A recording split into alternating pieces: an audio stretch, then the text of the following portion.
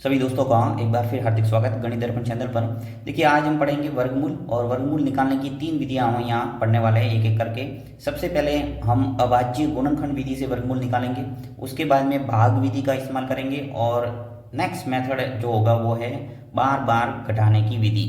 ठीक है, अब ये तीनों विधियां हम एक एक करके सभी अच्छे से समझेंगे और अगर ये वीडियो आप कंप्लीट देखेंगे तो 100% आप इन विधियों को अच्छे ढंग से समझ जाएंगे।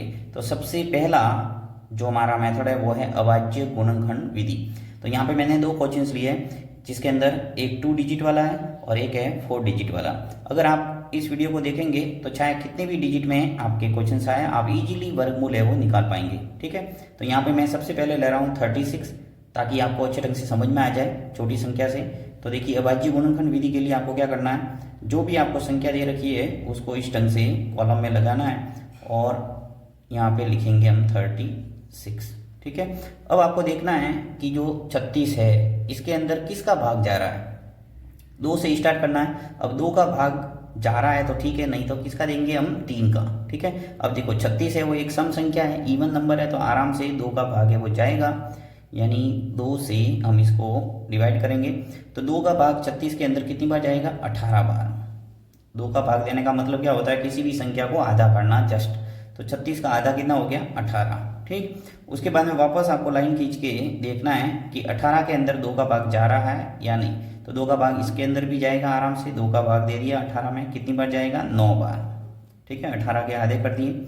वापस आपको देखना है 9 के अंदर 2 का भाग जाता है या नहीं। अब देखो ये एक विषम संख्या है और विषम संख्या के अंदर 2 का भाग जाता नहीं है, तो अब देखेंगे 3 का, और 3 का भाग आराम से जाएगा 9 के अंदर।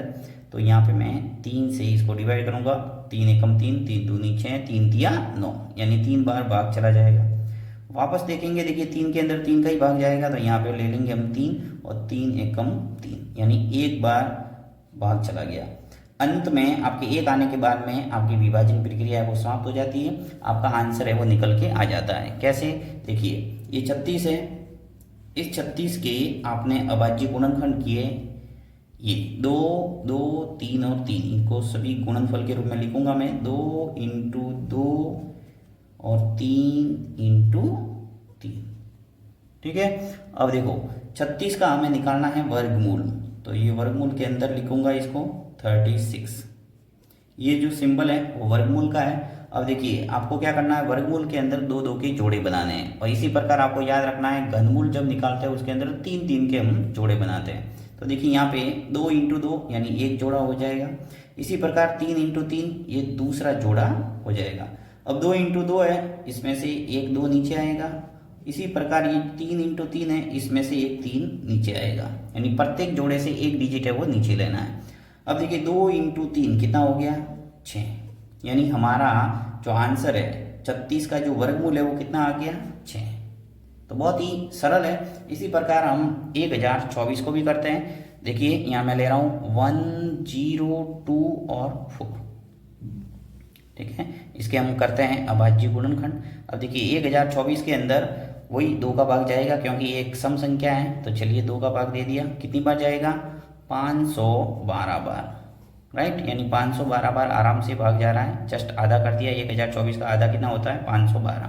512 के अंदर वापस 2 का भाग जाएगा आराम से, आधा कर दो। देखो 512 के आधे कितने हो गए, 256, यानी 256 बार जाएगा 2 का भाग। इसी प्रकार 256 के अंदर वापस 2 का भाग जा रहा है, कितनी बार जाएगा, 128 बार। ओके, 128 के अंदर वापस 2 का भाग जाएगा, कितनी बार जाएगा, 64। 64 के अंदर वापस 2 का भाग जाएगा, 32 बार। इसी प्रकार आपके भाग है वो जाता रहेगा। देखिए 32 के अंदर 2 का भाग जा रहा है तो देना पड़ेगा, कितनी बार जाएगा, 2 का भाग दे दो, 16 बार। 16 के अंदर 2 का भाग जाएगा, 8 बार। 8 के अंदर वापस 2 का भाग जा रहा है, 4 बार। और 4 के अंदर 2 का भाग जा रहा है, 2 बार। और 2 के अंदर 2 का भाग जाएगा, 2 के अंदर 2 का भाग चला गया, कितनी बार, 1 बार। ठीक है, तो इस ढंग से हमारी जो विभाजन प्रक्रिया है वो समाप्त हो गई। अब हमारा काम है जोड़े बनाना, तो यहीं मैं जोड़े बना देता हूँ, आप इस ढंग से आप लिख के कर सकते हैं। मैं जल्दी से करने के लिए देखिए यहाँ ही लिखता हूँ, ये एक जोड़ा हो गया, ये दूसरा जोड़ा, ये तीसरा, ये चौथा और ये पांचवा।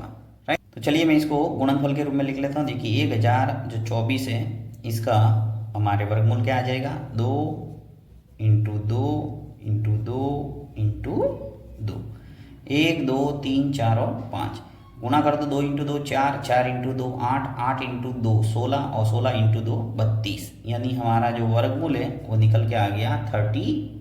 तो इस ढंग से आप आराम से वर्गमूल अभाज्य गुणनखंड विधि से निकाल सकते हैं। मैं आपको एक क्वेश्चन दे रहा हूँ, आपको अभाज्य गुणनखंड विधि से उसका वर्गमूल निकाल के मुझे बताना है, ठीक है। यहाँ पे मैं आपको दे रहा हूँ 1 4 और 4, 144 का वर्गमूल आपको निकालना है और अभाज्य गुणनखंड विधि से इसका क्या आंसर आ रहा है आप कमेंट बॉक्स के अंदर जरूर बताइए। देखते हैं इसका आंसर है वो कौन लिखता है।